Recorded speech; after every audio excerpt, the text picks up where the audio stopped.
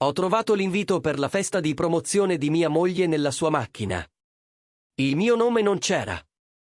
Il suo ex fidanzato sedeva con i suoi genitori nel mio posto. Mentre lei festeggiava, io facevo le valigie mentre lei sorrideva per le foto. Ho svuotato i conti. Quello che ha trovato tornando a casa ha cambiato tutto. Mi chiamo Michael Harrison. Tutti mi chiamano Mike. Ho 43 anni e ho passato gli ultimi 18 a costruire qualcosa che credevo importante. 3 sedi in franchising in tutta la città. Caffetterie con il mio nome sul contratto di affitto. Il mio sudore nelle fondamenta. I miei soldi a tenere accese le luci. Non è un lavoro glamour, ma onesto. Quel tipo di lavoro che ti fa dormire sonni tranquilli. O almeno lo faceva. Ho sposato Jennifer Collins 21 anni fa. Aveva 20 anni allora, fresca e piena di progetti. Io ne avevo 22 e ero abbastanza stupido da pensare che l'amore potesse superare tutto. Un anno dopo è nata Madison, nostra figlia. Ha appena iniziato il secondo anno di biologia all'università statale, vive in dormitorio a 3 ore da qui. Ormai abbastanza grande da capire che i matrimoni non sono sempre come sembrano nelle foto. Jennifer lavora come direttrice vendite per MedTech Solutions, una di quelle aziende di medie dimensioni che vende attrezzature chirurgiche agli ospedali. È brava, anche. Porta a casa uno stipendio a 6 cifre, viene mandata alle conferenze, fa il filo a medici e amministratori ospedalieri. 3 settimane fa l'hanno promossa. Non ufficialmente ancora, ma l'annuncio è imminente. Vicepresidente delle vendite, ufficio angolare, auto aziendale, tutto il pacchetto. Ho trovato l'invito per caso. Martedì mattina cercavo la mia tessera assicurativa o la macchina. Dovevamo aggiungere il suo veicolo alla mia polizza per risparmiare qualche soldo. È allora che ho visto la busta infilata tra il sedile del passeggero e la console centrale. Carta color crema, costosa. Quella che usano le aziende quando vogliono farti sentire speciale. MedTech Solutions ha il piacere di invitarti a celebrare la promozione di Jennifer Harrison a vicepresidente delle vendite, venerdì 15 novembre, ore 19. The Metropolitan Club, cena e ricevimento a seguire. Sotto, in caratteri più piccoli, riservazione posti per la famiglia dei media. Ho tirato fuori la piantina dei posti, infilata dentro, in ordine alfabetico per cognome. C'era il suo nome, Jennifer Harrison. 2 posti al tavolo 3. I suoi genitori, Richard e Susan Collins, erano elencati. Anche suo fratello, David Collins, e sua moglie. Io non c'ero. Non al suo tavolo. Non a nessun tavolo. Sono rimasto in piedi nel vialetto, tenendo quell'invito a lungo, guardando la carta tremare leggermente nella mia mano. Non per rabbia, non ancora. Solo quella sensazione vuota che ti prende quando ti rendi conto all'improvviso di essere stato solo un rumore di sottofondo nel tuo stesso matrimonio. Jennifer è uscita 20 minuti dopo, con una tazza di caffè in mano, già al telefono. All'inizio non mi ha notato. Quando l'ha fatto, il suo sorriso ha vacillato appena. Ehi, amore, ha detto Jennifer con voce innaturalmente allegra. Pensavo fossi già partito per la sede di Riverside. Ho alzato l'invito senza dire una parola. La sua espressione è diventata complicata. Non proprio colpa, non proprio sfida. Qualcosa in mezzo. Oh, l'ha detto lei, ho ripetuto. La tua grande festa per la promozione, quella a cui a quanto pare non sono invitato. Jennifer ha appoggiato con cura la tazza sul cofano della sua macchina, come se stesse guadagnando tempo per pensare. Ho visto il suo volto passare attraverso 3 espressioni diverse prima che si fermasse su qualcosa tra il dispiaciuto e il difensivo. Mike, non è come pensi, ha detto. Allora dimmi cos'è, ho risposto, perché quello che penso è che mia moglie è stata promossa a VP e io non sono invitato a vederla festeggiare. Jennifer ha incrociato le braccia. È sempre stato il suo segnale.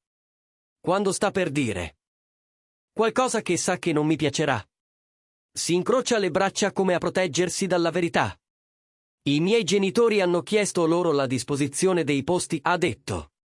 Sai come mio padre con queste cose aziendali. È molto attento all'apparenza. Apparenza, ho ripetuto.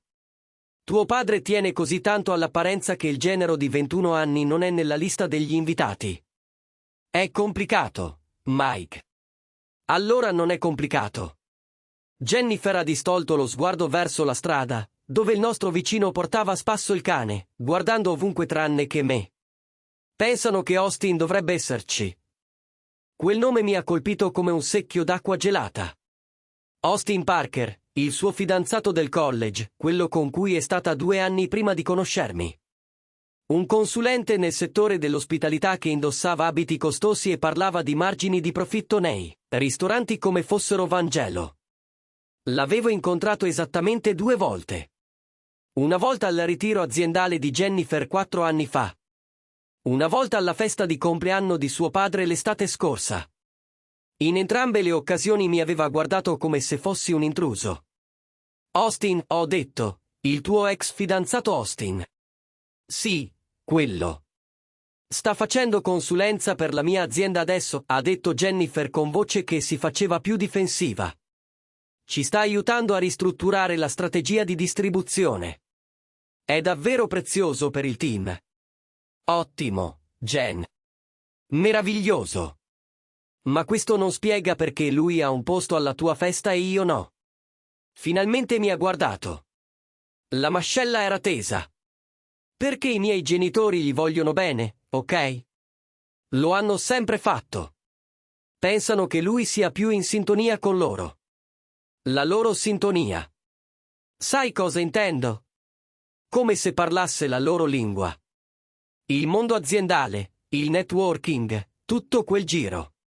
Tu sei bravo in quello che fai, ma gestire caffetterie non è esattamente, si è interrotta, ma il resto della frase era chiaro. Non è esattamente impressionante per gente come loro. Ho sentito qualcosa cambiare nel petto. Non rabbia ancora, qualcosa di più freddo. Fammi capire bene, ho detto mantenendo la voce calma. I tuoi genitori preferiscono il tuo ex fidanzato a tuo marito. E invece di dirgli che è una follia, tu hai fatto finta di niente. Non me l'hai nemmeno detto. Mi hai lasciato scoprirlo per caso. Stavo per dirtelo, ha detto Jennifer, ma neanche lei sembrava convinta. Venerdì sera, quando le ho chiesto com'era andata la festa, non ha risposto. È rimasta lì nel vialetto, braccia ancora incrociate, guardandomi come se fossi io quello irragionevole. Sai qual è la cosa peggiore? Ho detto. Non che tu non abbia lottato per me, ma che non hai nemmeno pensato che potessi tenerci abbastanza da reagire. Le ho passato l'invito. Lo ha preso, ma non l'ha guardato. Devo andare alla sede di Riverside, ho detto. Arrivano le consegne alle 9. Sono passato oltre, sono salito sul mio camion e sono partito. Nel retrovisore l'ho vista ancora lì, nel vialetto, tenere quella busta color crema come se potesse prendere fuoco. Ma ecco una cosa sulle persone tranquille. Non sempre ti mostrano quando sono ferite. Cominciano semplicemente a fare piani. La sede di Riverside aveva bisogno di me, ma non quanto ne avevo io bisogno. A volte serve un motivo per uscire dalla propria testa. E contare l'inventario è buono quanto un altro. Inoltre, penso meglio quando ho le mani occupate. Ho passato il martedì a organizzare il magazzino, controllare i programmi di consegna, insegnare al nuovo ragazzo come usare la macchina per l'espresso. Roba normale per un martedì. Ma tra un caffè e una firma su una fattura, pensavo a quella piantina dei posti, al nome di Austin Parker al posto del mio. Verso le 2 del pomeriggio ho chiamato il mio commercialista, Gerald Simmons, 68 anni. Fa i miei conti da quando ho aperto la prima sede 15 anni fa. È sveglio come pochi. Gerald, ho bisogno che mi tiri fuori una cosa, ho detto. Tutte le attività dei conti congiunti degli ultimi 2 anni. Tutto quello che Jennifer e io abbiamo insieme. Conti correnti, risparmi, investimenti. È un sacco di lavoro, Mike, ha detto Gerald. Cosa sto cercando? Non lo so ancora. Solo qualsiasi cosa che sembri strana. Prelievi ingenti, trasferimenti insoliti, qualsiasi cosa che non ho autorizzato. C'è stata una pausa. Gerald non è stupido. È stato sposato 43 anni. Sapeva cosa significava una richiesta del genere. Te lo avrò per giovedì, ha detto. Grazie, Gerald. E tienilo tra noi. Sempre. Ho riattaccato e sono tornato al lavoro. Ma non riuscivo a smettere di pensare. 8 mesi fa la sede di Riverside ha cominciato a perdere quote di mercato. 3 contratti aziendali regolari che avevamo da anni sono passati a un concorrente dall'altra parte della città. Un posto nuovo chiamato Velocity Café. Branding più moderno, prezzi aggressivi, sospettosamente ben informati sulla nostra struttura dei prezzi. L'ho attribuito a sfortuna. Ora non ne ero più così sicuro. Quella sera Jennifer è tornata tardi di nuovo. Ha detto che era stata a una riunione strategica con il team dei VP, preparando la transizione. Mi ha baciato sulla guancia come se nulla fosse. Mi ha chiesto com'era andata la giornata. Ha cominciato a preparare la cena come se fossimo ancora la coppia che si raccontava tutto. Austin ha chiamato oggi, ha detto, mescolando il sugo per la pasta sul fornello. Casuale. Troppo casuale. Voleva confermare alcuni dettagli sull'evento di venerdì. Sono sicuro che lo voleva, ho detto. Jennifer mi ha guardato. Mike, per favore, non essere così. Così come?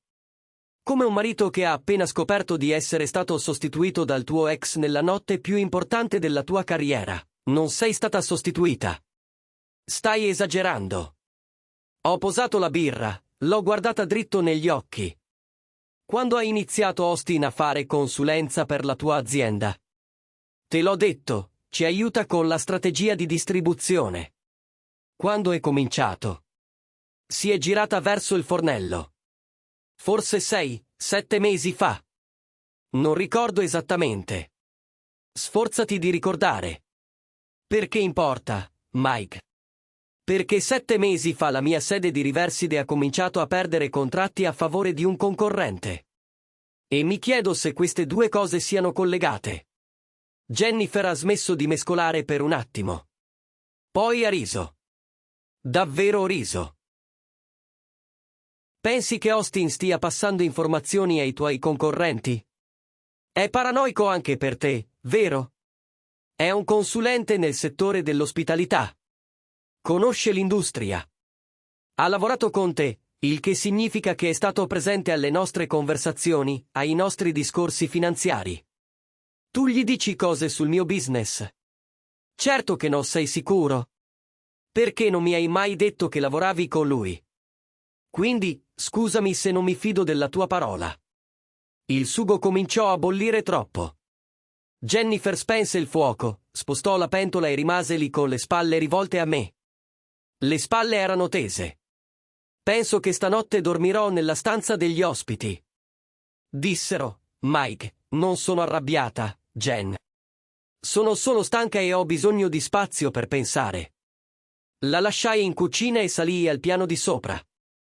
La stanza degli ospiti era ancora piena di scatole da quando avevamo portato via le cose di Madison per il college. Le spostai da parte, mi sdraiai sul letto e fissai il soffitto.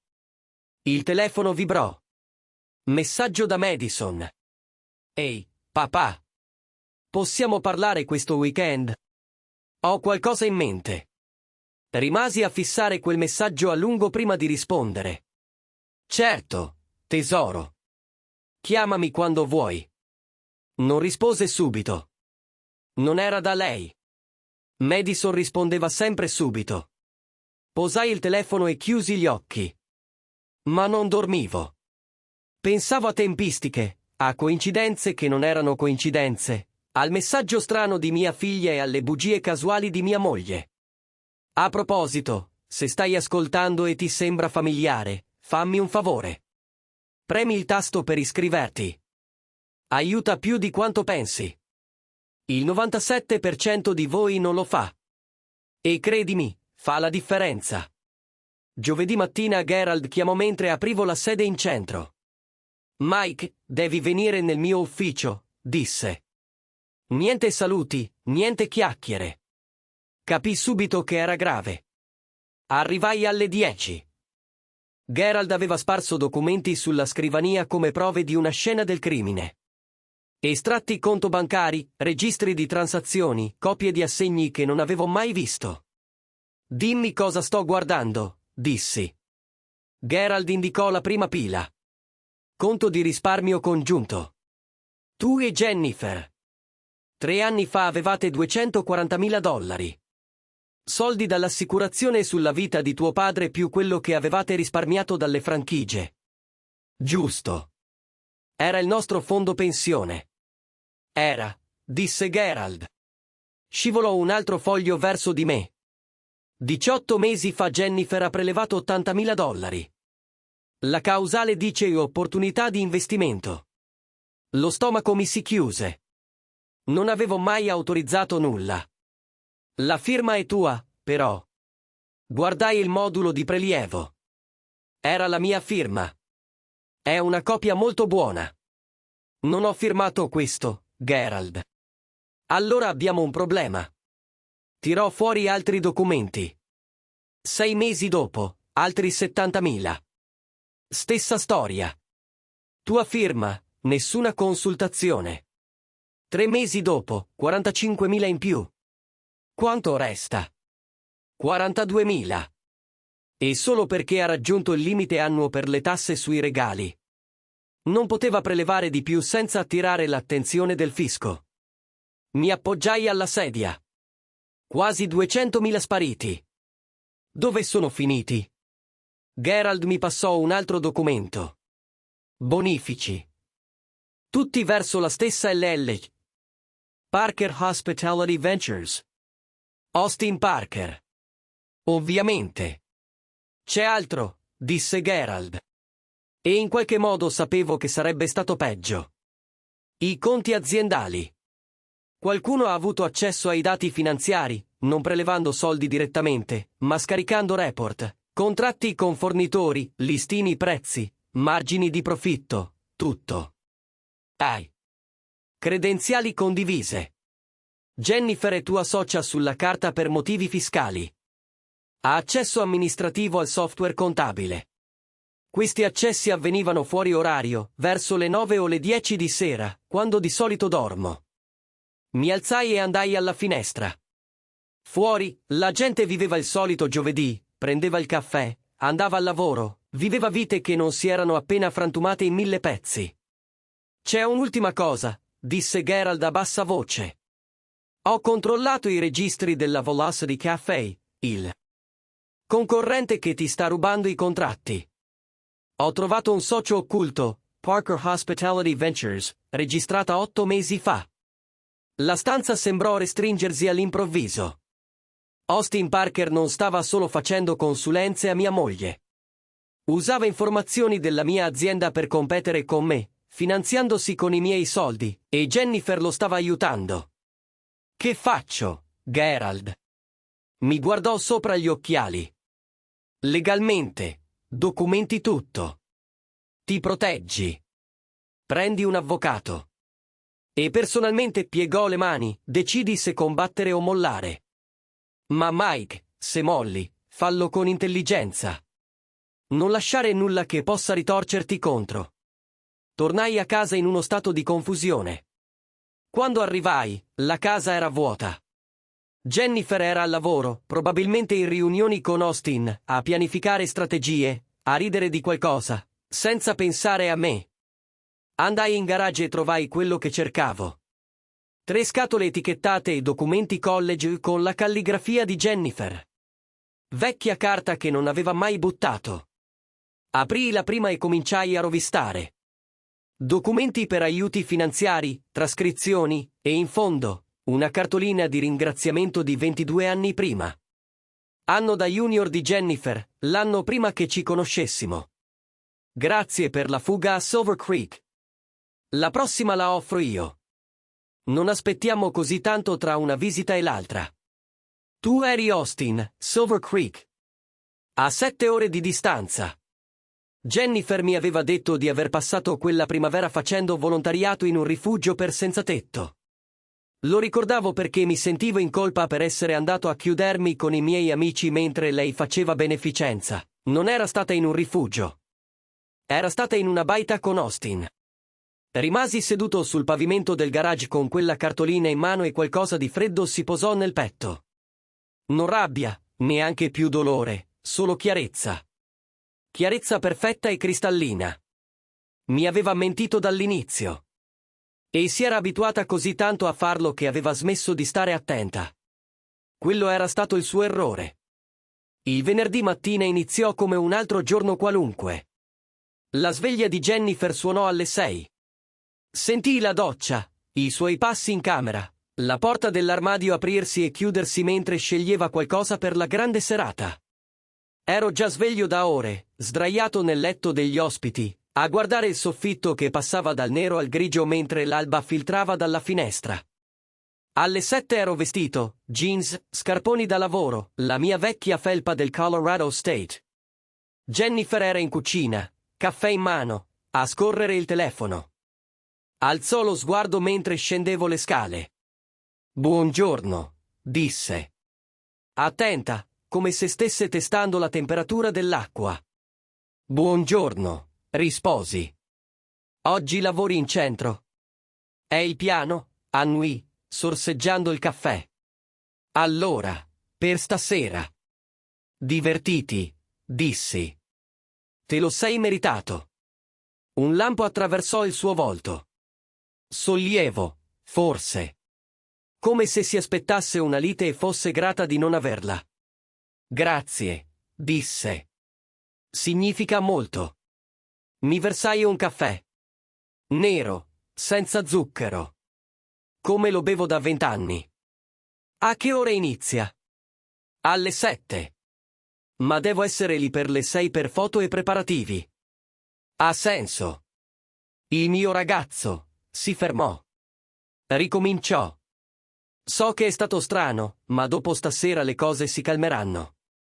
Potremmo parlare davvero di tutto». «Va bene, certo», dissi. «Dopo stasera». Lei sorrise. Piccolo, incerto, ma vero. Poi mi baciò sulla guancia e uscì per andare al lavoro. Rimasi in cucina a lungo dopo che la sua macchina si allontanò. Pensando a quel bacio, a quanto fosse facile mentire con un sorriso. Poi mi misi al lavoro. La prima chiamata fu per Gerald. Trasferisci la mia metà dei conti congiunti nel mio conto aziendale personale. Tutto. Fallo stamattina, Mike. Scatenerà allarmi. Lo so. Fallo comunque. E toglimi da ogni autorizzazione congiunta. Carte di credito, utenze, tutto con entrambi i nostri nomi. Voglio che il mio nome sia rimosso entro la fine della giornata. Sei sicuro? Gerald, non sono mai stato più sicuro di nulla. La seconda chiamata fu per il mio avvocato, Patricia Hendress. 56 anni, la migliore avvocatessa di famiglia della zona metropolitana. L'avevo incontrata 2 volte a eventi della Camera di Commercio. Non avevo mai pensato di aver bisogno di lei. «Patricia, sono Mike Harrison. Ho bisogno di assumerti oggi». «Che succede, Mike?» «Mia moglie sta svuotando i nostri conti per finanziare l'attività del suo ex. Gli sta passando informazioni sulle mie franchigie, e devo assicurarmi che quando tutto esploderà, io sia protetto». Ci fu una pausa. «Vieni nel mio ufficio alle 9. Porta tutto quello che hai». Passai 90 minuti nell'ufficio di Patricia. Le mostrai gli estratti conto, le firme false, i documenti della LLC, la cronologia delle mie perdite aziendali che coincideva esattamente con i guadagni di Austin Parker. Lei prese appunti, fece domande. Quando uscì, avevo una strategia. «Presenta i documenti per la separazione lunedì», disse Patricia. «Non dirglielo. Non darle tempo di nascondere beni o costruire una narrazione. Colpisci per primo, colpisci duro, e colpisci con prove. E per stasera?» La sua festa. Patricia mi guardò sopra gli occhiali. Che c'è? Ci vado. La affronto lì. Mike, me lo chiedi come avvocato o come persona? Entrambi. Si appoggiò allo schienale. Come avvocato, ti dico di stare lontano. Non creare scene. Non darle munizioni per accuse di molestie o abusi emotivi. Come persona, sorrise sottile e freddo. Fai quello che devi fare. Ma non fare niente di stupido. Uscì dal suo ufficio alle 11, guidai verso la sede in centro. Il mio assistente manager, Tom, era dietro il bancone. Un bravo ragazzo, 24 anni, studia economia aziendale la sera. Tom, da lunedì ho bisogno che tu gestisca tutte e tre le sedi, dissi. I suoi occhi si spalancarono. Cosa? Cosa? Questioni personali. Io ci sarò ancora, solo non quotidianamente per un po'. Ce la fai? Lo so che ce la faccio, Mike. Se è per Jennifer. Lo guardai severo. Che c'è con Jennifer? Tom si mosse a disagio. Niente. Solo che qualche mese fa l'ho vista pranzare con un tipo in quel ristorante italiano in centro. Sembravano molto vicini. Quanto vicini? Si tenevano per mano attraverso il tavolo. Annuii, mantenendo la voce calma. Grazie per avermelo detto, Tom. Mi dispiace, amico. Non devi. Non hai fatto nulla di male. Passai il pomeriggio nella sede Riverside, controllando l'inventario, rivedendo i turni, facendo le solite procedure di chiusura del venerdì. Verso le 16 andai all'unità di deposito che Jennifer ed io avevamo affittato anni fa, quella che lei pensava avessi dimenticato. Tirai fuori 3 scatole, vecchi documenti universitari, dichiarazioni dei redditi dei primi anni di matrimonio, l'atto di proprietà della casa, tutto ciò che era importante. Tutto ciò che dimostrava cosa avevo contribuito, cosa avevo costruito. Poi tornai a casa. La macchina di Jennifer non era nel vialetto. Era già al Metropolitan Club, pronta per il suo grande momento. Attraversai la sua casa come se la vedessi per la prima volta, 20 anni di mobili scelti insieme, foto alle pareti, le scarpine da neonato di Madison in una teca, tutte le prove tangibili di una vita che era stata una menzogna. Non presi tutto, solo ciò che contava, vestiti, articoli da toeletta, il mio portatile, documenti importanti, 2 valigie e una scatola. Era questo il risultato di 20 anni. Lasciai la fede nuziale sul bancone della cucina, proprio accanto alla macchina del caffè, dove l'avrebbe vista al mattino. Poi me ne andai. Non andai al Metropolitan Club. Andai in un posto migliore. L'unità di deposito era fredda, pavimenti di cemento, pareti di metallo, luci fluorescenti che ronzavano sopra, ma era silenziosa, privata, esattamente ciò di cui avevo bisogno. L'avevo affittata 2 settimane prima a nome della mia azienda. 10x10, abbastanza grande per le scatole che avevo portato da casa.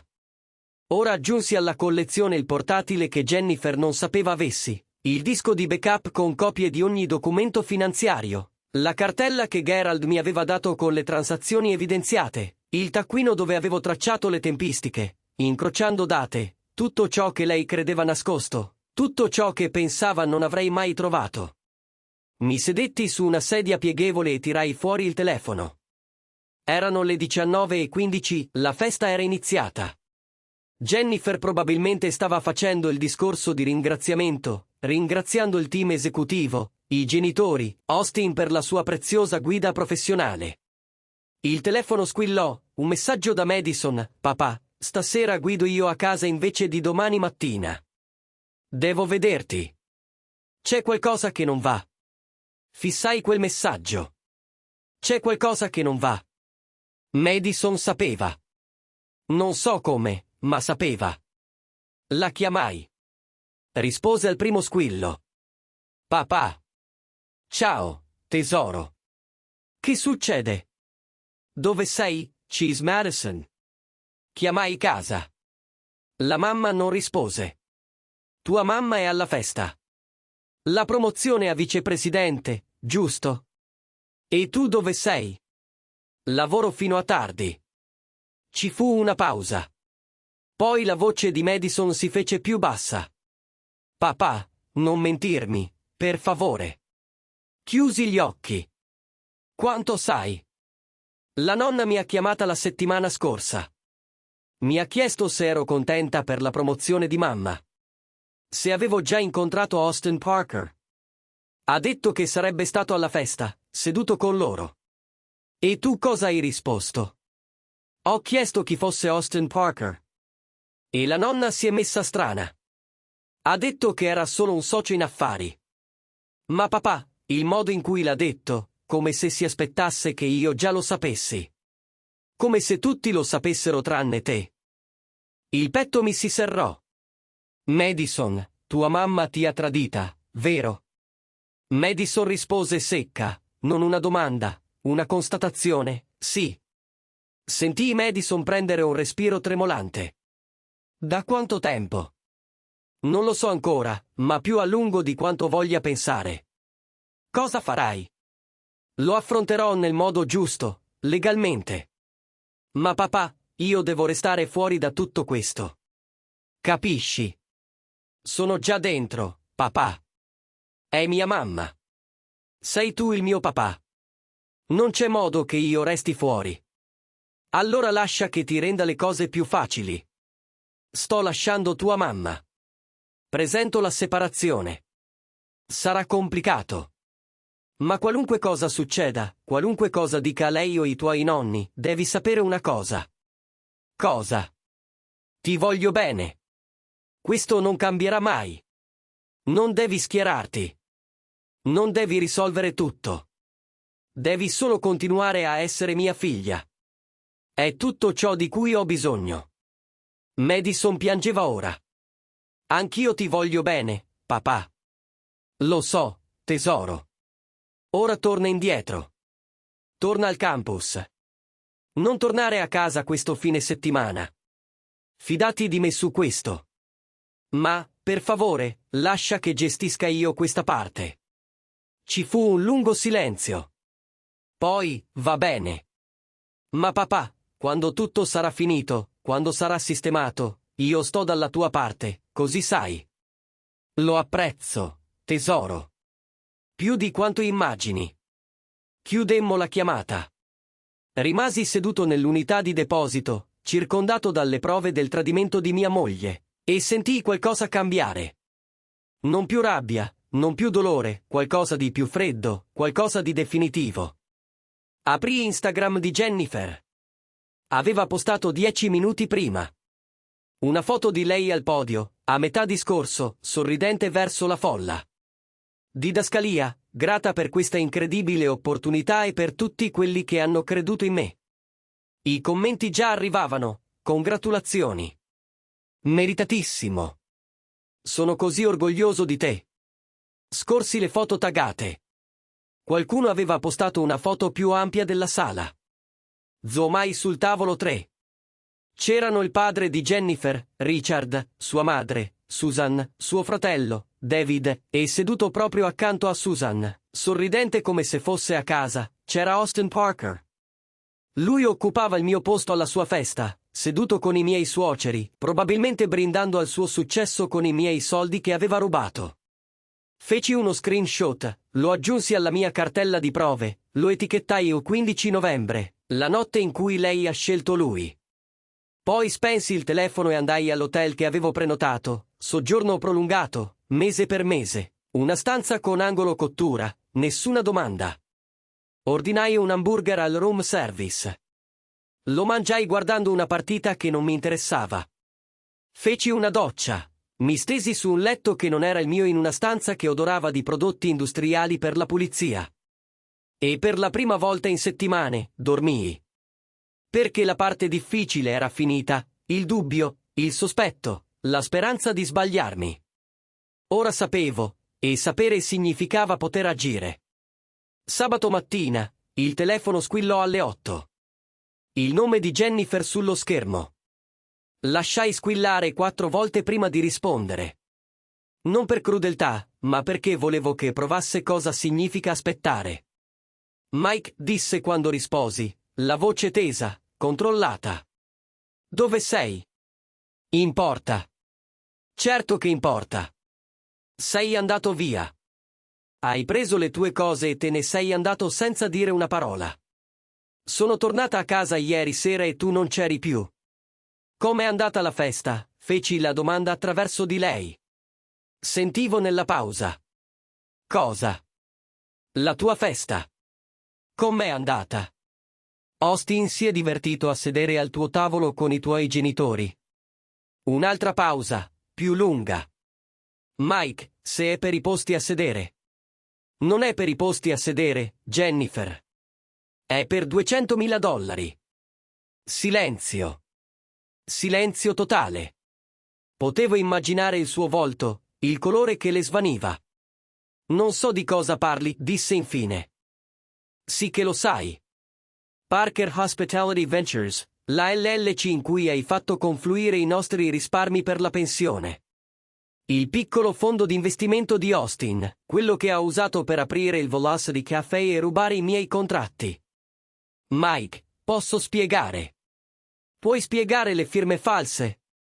Perché Gerald mi ha mostrato le ricevute di prelievo. Quella è la mia firma su documenti che non ho mai firmato. Si chiama frode, Jennifer. È un reato. Il suo respiro cambiò, si fece più veloce. Stai parlando con avvocati. Certo che sto parlando con avvocati. Cosa pensavi che facessi? Lasciarti derubare. Non è stato un furto. È stato un investimento. Austin aveva bisogno di capitale iniziale.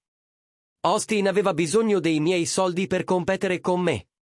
E tu l'hai aiutato. Gli hai dato le nostre informazioni finanziarie, i nostri contratti con i fornitori, la nostra struttura dei prezzi, tutto ciò che gli serviva per danneggiare la mia attività e allontanare i clienti. Non è. Si fermò, poi riprese. Mike, non capisci tutta la situazione. Allora spiegamela. Spiegami perché mia moglie ha passato 18 mesi a rubarmi per finanziare l'attività del suo ex fidanzato. Spiegami perché lo incontravi a pranzo nel vostro solito posto mentre mi dicevi di essere in riunione.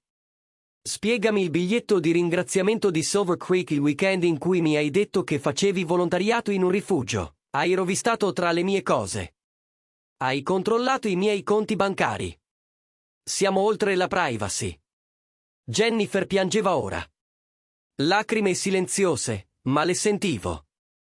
Mike, per favore torna a casa. Possiamo sistemare tutto. Non c'è niente da sistemare. Lunedì mattina ti verranno consegnati i documenti per la separazione. Martedì mattina denuncerò frode e furto d'identità. E entro la fine della prossima settimana, ogni cliente che mi hai rubato saprà esattamente chi è Austin Parker. Non puoi farlo.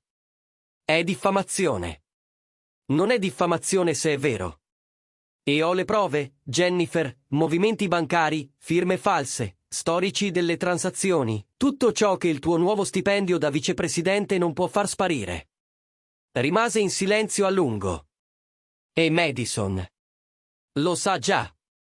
Mi ha chiamato ieri sera e sai cosa mi ha detto? Che sta dalla mia parte, perché anche sua figlia di 19 anni vede cosa stai facendo, Mike. Ho finito, Jennifer. Con il matrimonio, con le bugie, con il fingere di non vedere ciò che avevo davanti agli occhi.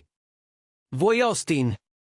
Puoi tenerlo, ma non ti lascio il mio denaro, la mia reputazione aziendale e la mia dignità, anche quella. Chiusi la chiamata prima che potesse rispondere. La mano mi tremava. Non per rabbia, ma per sollievo. L'avevo detto. Tutto. La verità che portavo dentro da settimane. Il telefono squillò di nuovo subito. Rifiutai la chiamata. Squillò ancora. Rifiutai di nuovo. Poi arrivò un messaggio. Per favore, non farlo. Mi dispiace. Possiamo risolvere. Ti amo. Fissai quelle 3 parole. Ti amo. 21 anni di matrimonio. E questo era tutto quello che disse. Ora, dopo tutto, cancellai il messaggio e bloccai il numero. Poi chiamai Madison. Ciao, papà. Rispose lei. Stai bene? Sto bene, tesoro. Volevo solo sentire la tua voce. Mamma mi ha chiamato tutta la mattina, piangendo, dicendo che non le parli. È vero. Bene. Madison disse, non farlo. Non lo merita. Lunedì mattina, ore 9, ufficio di Patricia Hendrick. Aveva 3 fascicoli sparsi sul tavolo della sala riunioni, ognuno più spesso dell'altro. Mike, siediti, disse Patricia. Dobbiamo parlare di quello che ho scoperto. Mi sedetti. Mi preparai. Tua moglie non ti ha solo rubato. Patricia disse che aveva commesso frode telematica, furto d'identità e quello che potrebbe essere considerato racket, a seconda di come il procuratore deciderà di procedere. Racket. Lei e Austin Parker hanno gestito uno schema per 18 mesi. Usano le informazioni della tua azienda per danneggiare le tue sedi in franchising, poi fanno rientrare i profitti attraverso la LL. È attività criminale organizzata. Rientra nel reato previsto dal RICO. Mi appoggiai allo schienale. Stai dicendo che mia moglie gestisce un'impresa criminale? Tecnicamente sì. Ma qui diventa interessante. Patricia tirò fuori un altro documento. Ho fatto fare un'indagine privata su Austin Parker. Non è la prima volta che fa così. Scivolò un foglio sul tavolo. Atto giudiziario dall'Oregon. Austin Parker citato in giudizio dal suo ex socio per frode e appropriazione indebita. Accordo extragiudiziale 3 anni fa per una somma non rivelata. L'ha già fatto. Disse, almeno una volta, probabilmente di più. E Jennifer o non lo sapeva o non le importava. Cosa significa per la separazione? Patricia sorrise, sottile e tagliente. Hai un'arma. Le accuse penali pendenti la renderanno molto più disponibile a trattare il divorzio. Vuoi la casa? La avrai. Vuoi la piena custodia dei beni comuni? Fatto. Vuoi che ti restituisca i soldi rubati? Lo farà. Perché l'alternativa è spiegare a una giuria perché ha falsificato la tua firma. E Austin? Possiamo agire anche contro di lui? Patricia si sporse in avanti. Mike, io sono la tua avvocata, non la sua. Ma se tu volessi intentare una causa civile contro Parker Hospitality Ventures per interferenza illecita nelle relazioni commerciali e frode, e se quella causa includesse richieste di accesso a tutti i suoi documenti finanziari, beh, sarebbe perfettamente legale. Fallo. Sei sicura? Le cause civili costano, richiedono tempo. Sono sicura. Voglio ogni singolo dollaro indietro e voglio che tutti in questo settore sappiano chi è Austin Parker. Patricia annui. Preparerò i documenti entro mercoledì. Uscito dal suo ufficio alle 10, guidai verso la sede centrale del franchising in centro. Tom era dietro al bancone ad addestrare il nuovo assistente manager. Capo, disse Tom vedendomi. Sei cambiato. Come cambiato? Non so. Forse più leggero. Sorrisi. È perché ho finalmente perso circa 130 libbre di peso morto. Tom rise. Poi si fece serio. Mike, devo dirti una cosa. Quel concorrente, Velocity Cafe, mi ha chiamato la settimana scorsa. Hanno provato a reclutarmi. Offrendo il 20% in più di quello che prendi tu. Cosa hai risposto? Gli ho detto di andare al diavolo, ma sapevano la nostra struttura salariale. Sapevano esattamente quanto guadagnavo. Qualcuno gli ha passato informazioni. Non più, dissi. Quel canale è stato chiuso. Tom, guardami in faccia. È per colpa di Jennifer, vero? Sì, lo è. Mi dispiace, amico. Non devi. A volte la spazzatura si elimina da sola. Devi solo lasciarla andare. Passai il resto della giornata nella sede Riverside, controllando l'inventario, rivedendo i conti, parlando con i clienti abituali, riprendendo il ritmo del lavoro. Verso le 3, il telefono vibrò. Messaggio da un numero sconosciuto. Sono Richard Collins, il padre di Jennifer. Dobbiamo parlare. Fissai quel messaggio a lungo. Richard Collins, l'uomo che mi aveva escluso dalla festa di sua figlia perché non ero abbastanza di successo per i suoi standard. Risposi, parla con la mia avvocata, Patricia Hendrick. Ti darà le mie condizioni. 3 puntini apparvero, sparirono, riapparvero. Infine, è una questione familiare. Dovrebbe restare in famiglia. Avresti dovuto pensarci prima di invitare Austin Parker a sedersi al mio posto. Risposi, abbiamo finito qui. Bloccai il numero. Il telefono squillò subito. Susan Collins, la madre di Jennifer. Lasciai andare alla segreteria. Poi David Collins, il fratello di Jennifer, segreteria. Poi Jennifer di nuovo, da un altro numero. Segreteria. Stavano chiudendo le fila, cercando di controllare la narrazione, di farmi passare per il cattivo. Ma avevo qualcosa che loro non avevano. Documenti, prove, la verità. E alla fine, è tutto ciò che conta. 3 settimane dopo aver chiesto la separazione, il mondo di Austin Parker cominciò a crollare. Iniziò in piccolo. Un ispettore sanitario arrivò al Velocity Café e trovò 18 violazioni del codice. Il locale chiuse per una settimana. Poi riemerse la causa in Oregon. Il socio con cui Austin aveva fatto l'accordo. Si scoprì che non aveva mai pagato l'accordo. Aveva fatto solo 3 pagamenti e poi sparito. Ora c'era un mandato di arresto per lui a Portland. La mia causa civile fu la prossima. La scoperta è una cosa meravigliosa quando sei dalla parte giusta. Austin dovette consegnare ogni documento finanziario, ogni contratto, ogni transazione degli ultimi 3 anni. E quello che trovammo era un modello. L'aveva fatto prima, non solo in Oregon, ma anche in Arizona, in Nevada. Sempre lo stesso schema. Trovare la moglie di un imprenditore in difficoltà, sedurla, ottenere accesso alle informazioni finanziarie, poi competere contro il marito finché l'azienda falliva. Jennifer era solo l'ultima. Patricia mi chiamò un giovedì mattina. Mike, Austin Parker ha appena dichiarato bancarotta, personale e aziendale. Sta cercando di proteggere i suoi beni prima che arrivi la tua sentenza. Può farlo. Può provarci, ma i curatori fallimentari controllano molto attentamente i trasferimenti di beni e tutti quei soldi che ha spostato su conti offshore negli ultimi 6 mesi. Li recupereranno. E Jennifer è nominata come co-cospiratrice nella frode. Se Austin cade, cade con lui. Rimasi a lungo con quell'informazione. 21 anni di matrimonio, una figlia, e tutto si riduceva a questo. Mia moglie accusata penalmente perché aveva scelto l'uomo sbagliato in cui fidarsi. Jennifer chiamò quella sera. La prima volta che rispondevo alla sua chiamata in 3 settimane.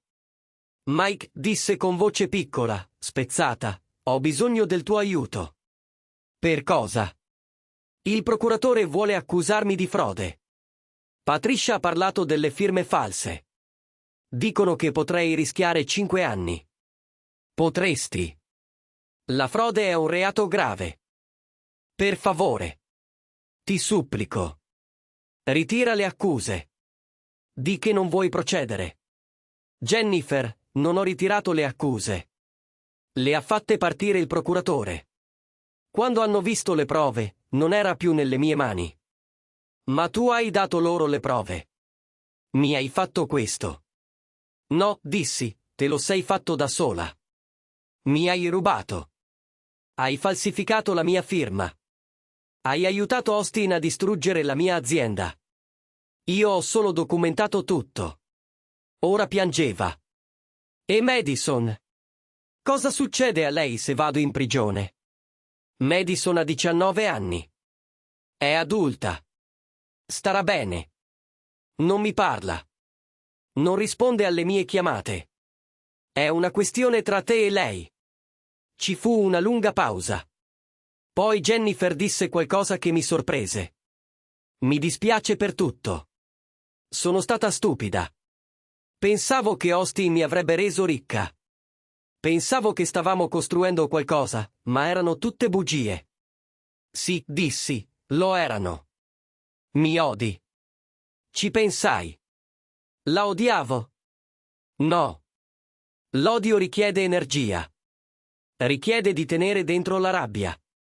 E io avevo finito con entrambe. Non ti odio, Jennifer. Semplicemente non ti amo più. E questo è peggio, vero? Chiuse senza rispondere. Il divorzio fu definitivo 8 settimane dopo. Jennifer firmò tutto quello che Patricia le mise davanti. Non lottò per la casa. Non lottò per i franchising. Non lottò per nulla. Era troppo occupata a gestire le accuse penali. Il procuratore le offrì un patteggiamento. Poteva dichiararsi colpevole di un solo capo di frode, ottenere 2 anni di libertà vigilata e pagare la restituzione. Accettò. Austin non fu altrettanto fortunato. 3 capi di frode, un capo di furto d'identità, molteplici capi di furto. Il giudice gli diede 4 anni. Ne avrebbe scontati 2 con buona condotta. Io ottenni la casa, i franchising, un giudizio contro Austin per $200.000 che probabilmente non avrei mai incassato. Ma ottenni anche altro. Ottenni Madison. Tornò a casa per il ringraziamento. Cucinammo insieme. Solo noi 2. Tacchino, ripieno, purè di patate, cose normali. Papà disse mentre lavavamo i piatti, stai bene? Davvero bene. Sì, tesoro. Davvero bene. Sono orgogliosa di te per essere andato via, per aver reagito, per non averlo solo accettato. La strinsi in un abbraccio. Sei la cosa migliore che sia mai uscita da quel matrimonio. Lo sai. Lo so, disse. Me lo dici ogni volta che ti vedo. E era vero. 14 mesi dopo la festa di Jennifer, ero all'inaugurazione del mio 4º locale in franchising. Più grande degli altri, in una posizione migliore, attrezzature di prima qualità, tutto ciò che avevo pianificato prima che Austin Parker cercasse di distruggermi. Madison era lì ad aiutare dietro il bancone. Tornata per le vacanze di primavera, indossava una delle magliette dell'azienda, preparava i lattes per la folla del primo giorno. Tom gestiva la sede in centro. Ora era socio a pieno titolo, con il 20% della società. Se lo era meritato. Il telefono è squillato. Messaggio da Patricia. L'accordo è arrivato. Il curatore di Austin ha recuperato $140.000 da conti offshore. Assegni sono stati inviati per posta. Non tutto quello che avevo perso, ma abbastanza. Più che abbastanza. Una donna si è avvicinata al bancone. Sui 35 anni. Bionda, sorriso sicuro. Questo posto è fantastico, ha detto. Da quanto tempo siete in attività? 15 anni, ho risposto. Ho iniziato con un solo locale. Ora siamo a 4. È impressionante. Sto per aprire una pasticceria dall'altra parte della strada. Forse potremmo fare una collaborazione. Il tuo caffè, i miei dolci. Forse. Ho detto, io sono Mike, a proposito. Sara, ha detto, porgendomi la mano. Sara Mitchell.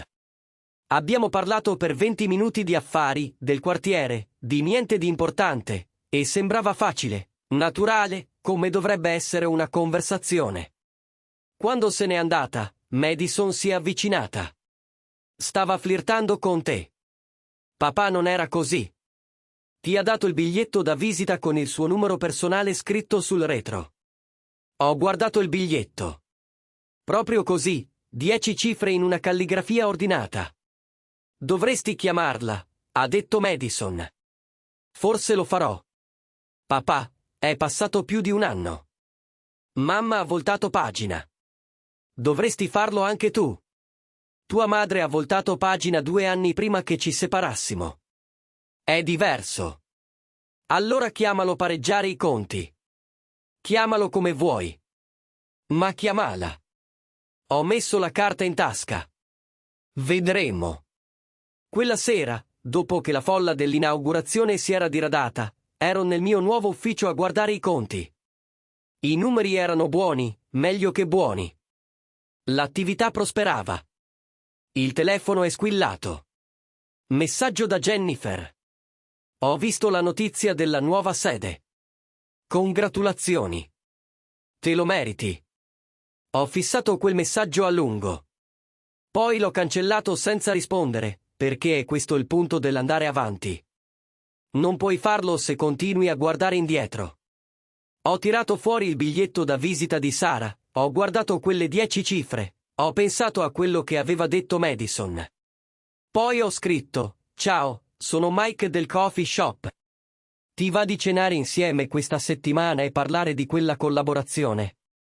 Sono apparsi 3 puntini. Poi, mi piacerebbe. Venerdì va bene per te? Venerdì è perfetto. Ho risposto. Ho posato il telefono e ho guardato intorno al mio ufficio la foto incorniciata di Madison sul muro. La licenza commerciale con il mio nome sopra, la vita che avevo ricostruito dal nulla. Jennifer mi aveva tolto molto. Denaro, tempo, fiducia, ma non aveva portato via ciò che contava davvero. Non aveva tolto la mia capacità di costruire qualcosa di vero, di rialzarmi, di ricominciare. E alla fine, questo ci ha separati. Lei aveva scommesso tutto su un truffatore e aveva perso. Io avevo puntato su me stesso e avevo vinto. Il coffee shop era pieno di clienti. Madison rideva con qualcuno alla cassa. La macchina per l'espresso stava ronzando. Tutto era esattamente come doveva essere. Avevo 44 anni, ero single, stavo iniziando un'espansione aziendale e forse, proprio forse, stavo iniziando anche altro. Non era la vita che avevo pianificato 21 anni fa, quando avevo sposato Jennifer Collins. Era meglio.